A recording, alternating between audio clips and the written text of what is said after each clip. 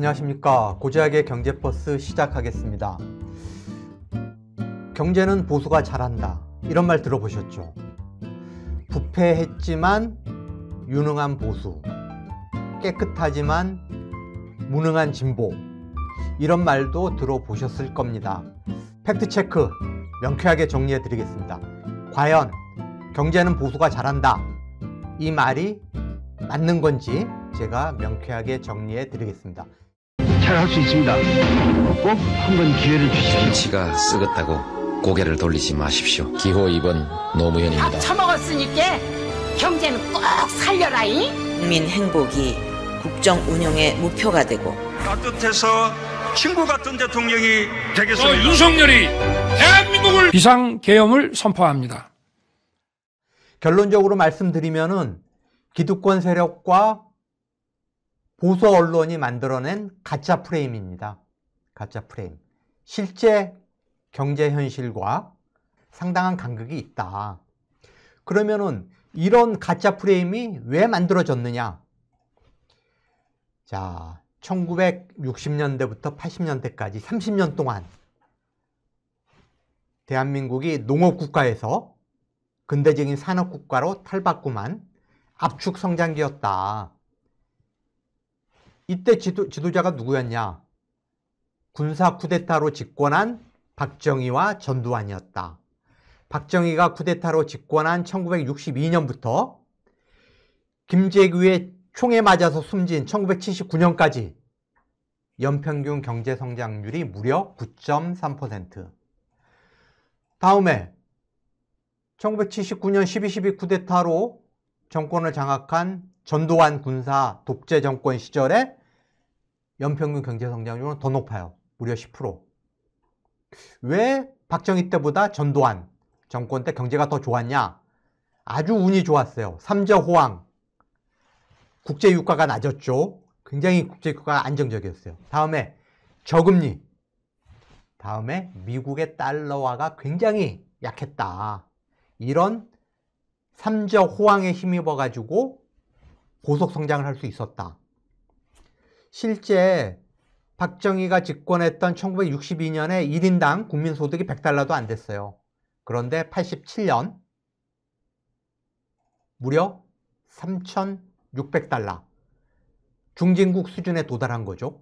그래서 박정희, 전두환 두 독재자를 거치면서 1인당 국민소득이 40회가량 성장을 했다. 그래서 후진국에서 중진국으로 접어들었다. 근데 이게 왜 가능했냐? 권위주의 체제였기 때문에 가능했다. 중국이나 베트남, 공산당 권위주의 정권이 다스리는 중국이나 베트남 경제를 생각해 보면 아실 거예요. 지금 성장률이 5% 중반 정도 되거든요. 두 나라 모두. 근데 불과 2021년, 22년만 해도 8%대 성장률을 했고, 그 전에는 뭐 두 자릿수 성장. 그러니까 왜 이게 가능하냐? 한국 사회가 굉장히 단순했어요. 농업 국가였다라는 거죠, 그 당시에. 그래서 막 산업화가 시작되고, 도로 놓고, 철도 놓고, 산업단지 만들고, 항만 건설하고, 독재자 마음대로 이렇게 하는 거예요. 그때 내가 아니 왜 사유재산권 침해하냐라고 항의를 하거나 주민들이 시위를 하는 건 상상도 할 수 없었어요. 그렇게 했다가는 당장 중앙정보부로 끌려가가지고 고문당하고 감옥에 쳐넣는 거죠. 이런 식의 독재정부, 또 한국 사회가 이제 막 산업화가 시작된 그런 농업국가에서 막 벗어난 그런 단계였기 때문에 그게 가능했다라는 거죠. 그래서 경제가 발전할수록 경제 성장률은 떨어진다. 이거는 만국 공통의 진리다. 이렇게 보시면 된다는 거죠. 그렇기 때문에 박정희, 전두환 때의 높은 성장률을 가지고 보수가 경제가 더 유능하다라고 이야기할 수 없다라는 거예요. 그거는 그 당시에 어떤 그 한국적인 상황, 권위주의 체제가 낳은 산물이다. 그래서 진짜 실력은 1987년 6월 항쟁을 통해서 민주화된 이후에 진보 성향 정부도 들어섰다가 보수 성향 정부도 들어섰다가 왔다리 갔다리 하면서 보여준 그게 진짜 성적이다. 진짜 성적을 보기 전에 미국을 한번 볼까요? 미국은 1945년 트루만 대통령부터 2010년대 중반 오바마 대통령 때까지 한 60년, 70년 기간 동안에 이 경제 성적을 비교를 해보면 민주당 집권기 때 경제 성장률이 훨씬 높아요. 4.35%. 공화당은 2.54%. 다음에 이 기간에 이 트루만 대통령부터 오바마 대통령까지 미국 뉴욕 증시의 S&P 500 지수 연간 성장률을 보면은 어찌 보면 당연한 얘기죠. 민주당 집권기 때 경제가 훨씬 더 많이 성장을 했기 때문에 S&P 500 지수 연간 성장률도 민주당 집권기 때 8.35%, 공화당 정부 때는 2.70%다. 자, 두 개 분기 연속 경제가 후퇴를 하면은 그걸 불황이라고 규정을 하는데, 경제학자들이. 트루만 대통령부터 오바마 대통령까지 미국 경제에 11번의 불황기가 찾아왔어요. 그런데 민주당 집권기에는 한 번 나타났고 공화당 정부 때 무려 불황이 10번이 나타났다. 그래서 미국의 경제학자들이 뭐라고 이야기하냐? DR 갭이라고 이걸 표현을 해요. DR 갭. D는 디모크라틱 파티, 민주당을 이야기하고, R은 리퍼블리건 파티, 공화당을 이야기해요. 그래서 민주당 정부와 공화당 정부, 민주당과 공화당이 집권했을 때의 경제 성장률의 갭, 경제 성장률의 차이를 DR 갭이라고 한다. 그런데 확연하게 미국 민주당 집권기 때 경제 성장률이 더 높았다라는 거죠. 그래서 미국의 경제학자들이 이제 여러 가지 연구를 했는데, 왜 그러냐 보니까 한 절반 정도는 운이 좋았다. 국제 유가가 굉장히 안정적으로 형성이 됐고, 다음에 기술 발전이 잘 이루어져 가지고 민주당 집권기 때 생산성도 높았어요. 다음에 국제 경제 여건도 굉장히 양호했어요. 그래서 절반은 운이 따라줬다. 그런데 나머지 절반은 미국 민주당 정부의 실력과 정책의 효과라고 봐야 된다. 실제로 민주당 집권기 때 1인당 국민소득이 훨씬 많이, 공화당 정부에 비해서 훨씬 많이 늘었어요. 그리고 특히 하위 계층의 소득 증가폭이 가팔랐다. 이건 뭘 의미하느냐? 민주당 정부의 어떤 정책 효과로 인해서 성장과 분배의 선순환이 이루어졌다. 이렇게 평가할 수가 있다는 거죠. 자, 그러면 우리나라는 어땠냐? 1987년 6월 항쟁 이후 민주화가 이루어졌죠. 그 이후에 경제 성적이 진짜 경제는 보수가 잘한다 라는 프레임이 맞는지 틀리는지를 증명할 수 있는 중요한 데이터가 된다. 그래서 역대 대통령 재임 기간의 평균 경제 성장률, 김영삼 7.8, 김대중 5.3, 노무현 4.48, 이명박 3.2, 박근혜 2.93.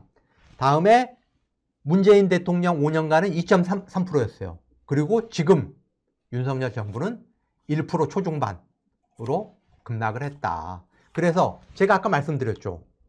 경제가 발전할수록 성장률은 떨어진다라고 하는 게 만국 공통의 진리다. 그러면 이렇게만 보면은, 아니 우리 경제가 계속 고도화하면서, 우리 산업 구조가 고도화하면서 뭐 진보 성향 정부든 보수 성향 정부든 그냥 뭐 그럭저럭 이렇게 뭐 고만고만하게 경제를 운용했나 보다라고 생각하실 수도 있지만은 속 내용을 들여다보면 전혀 그렇지가 않다. 자, 다음 그래프 한번 보시죠. 1인당 국민소득. 사실상 그런 어떤 국민 삶의 질을 보여주는 데이터는 노무현 대통령, 문재인 대통령, 김대중 대통령 때 훨씬 뛰어났다.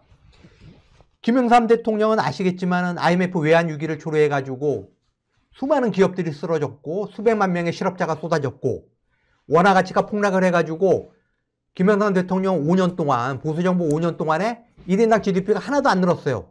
겨우 9달러. 그런데 노무현 대통령 때는 무려 노무현 대통령 5년 집권하면서 1인당 국민소득이 10,000불 이상 늘어났다. 문재인 대통령은 5,200불, 김대중 대통령 때는 4,700불 이상 늘어났다. 자, 진보 성향 정부가 들어서면은 기득권 세력하고 보수 언론이 막 진보 정부를 공격을 해요.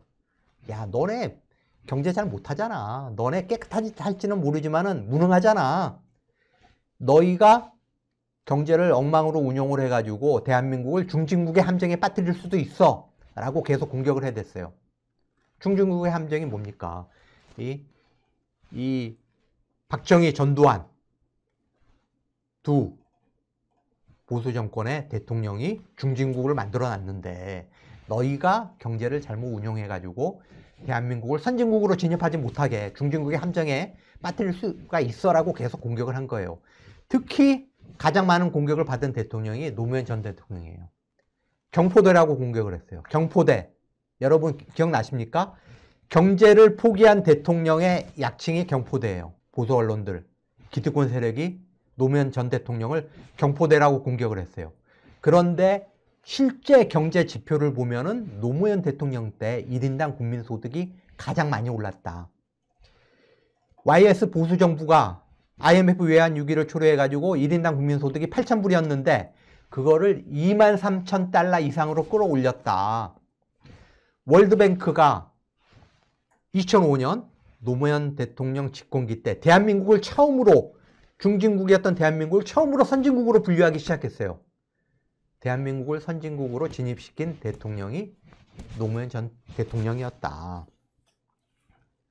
자, 노무현 전 대통령, 김대중 전 대통령, 문재인 전 대통령 시절에 상대적으로 한국 경제가 굉장히 양호했다. 내용적으로 보면은 국민소득이 많이 늘어나고 상대적으로 보수 정부에 비해서 훨씬 국민의 삶이 나아졌다, 개선됐다 라고 평가할 수 있다는 거죠. 자, 윤석열 정부 지금 어떻습니까?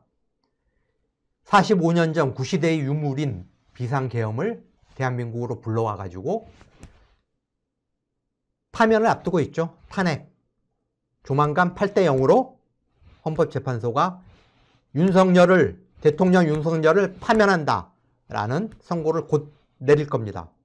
자, 경제는 정치만 엉망인 게 아니에요. 경제는 정말 엉망진창으로 만들었어요. 대한민국 경제를. 대한민국 정부 수립 이후 대한민국 국민들이 결코 볼 수 없었던 최악의 경제 지표들을 윤석열 정부가 만들었다. 자, 바로 며칠 전에 한국은행이 올해 경제성장률을 1.5%로 전망을 했죠. KDI는 1.6%로 전망을 했고 해외 연구기관들은 더 참혹한 지표를 내놓고 있는데 어디는 1.0%, 어디는 1.1%, 1.3%. 내년 성장률 전망도 마찬가지예요. 그런데 대한민국 정부가 경제성장률 통계를 내놓기 시작한 게 한국전쟁이 끝난 1953년부터인데 대한민국 경제가 2년 연속 1%대 성장을 한다. 이거는 사상 처음이에요. 그리고 세계 1위의 경제 대국이 어딥니까? 미국이죠. 우리가 미국보다 경제 성장률이 낮다? 이건 상상하기 어려웠어요.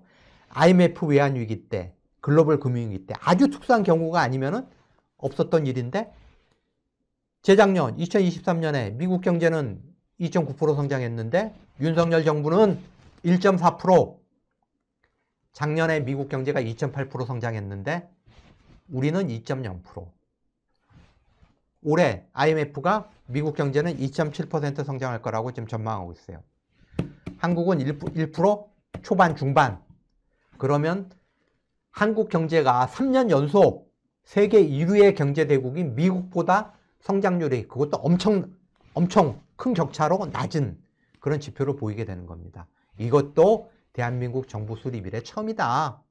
다음에 윤석열이 또 한국 경제를 어떻게 망쳤냐? 최근 2년간 국세 수입이 15%나 줄었어요. 우리가 IMF 외환 위기 때라든가 글로벌 금융위기 때라든가 코로나 팬데믹 때 국세 수입이 줄어든 적이 있었어요. 그래봤자 1%, 2%, 많아봤자 3%가 감소를 했는데 무려 15%가 줄었다. 최근 2년간 83조 원 세수펑크가 났어요. 그래서 한국은행에 개설된 마이너스 통장에서 정부가 필요할 때마다 몇십조 원씩 급히 돈을 빌려서 재정을 메꿔야 되는 상황이 됐다. 대한민국 재정이 아예 거덜이 났다. 자, 그리고 한국경영자총협회, 우리가 흔히 경총이라고 하는데 작년에 대한민국 개인사업자 100만 명이 폐업을 했다. 100만 명. 이것도 대한민국 정부 수립 이래 처음 보는 지표예요. 이렇게 아주 대한민국 경제를 절단을 내놨다. 끝장 일부 직전이다. 결론적으로 제가 정리를 해드리면은 미국도 그렇고 한국도 그렇고 진보 성향 정부의 경제 성장이 훨씬 뛰어나다. 왜 그러냐? 경제학자들이 이야기가 자본주의 체제에서 민주화가 이루어진 나라들은 민주주의 시스템을 신뢰를 하고 헌법과 자유와 기본권을 중시하는 진보 성향 정부가 훨씬 안정적으로 경제를 잘 이끌어 가더라. 반면에 무능하고 부패하고 권위주의를 중시하는 보수 성향, 극우 성향의 정권들이 훨씬 경제 운용을 못하더라. 자, 그래서 이번 조기 대선이 굉장히 중요하다라고 여러분들한테 다시 한번 말씀을 드립니다. 만약에 우리가 저 무능하고 부패한 그리고 권위주의를 신뢰하는 옛날에 그 전두환, 박정희 군사 독재 체제로 회귀하려고 하는 극우 세력한테 대한민국 호의 키를 다시 한번 맡겨준다면은 대한민국 경제는 완전히 결단 날 거다. 그래서 이번 대선에서 정말 민주주의 시스템을 신뢰를 하고 헌법을 중시하고 법과 인권과 개인의 인권과 자유와 기본권을 중시하는 그런 진보 성향의 지도자를 우리가 뽑아야 된다. 그래야지 무너져가는 대한민국 경제를 다시 살릴 수 있다. 이렇게 강조를 하면서 오늘 보자기의 경제버스는 여기서 마치겠습니다. 시청해 주셔서 고맙습니다. 좋아요와 구독 한 번씩 부탁드립니다.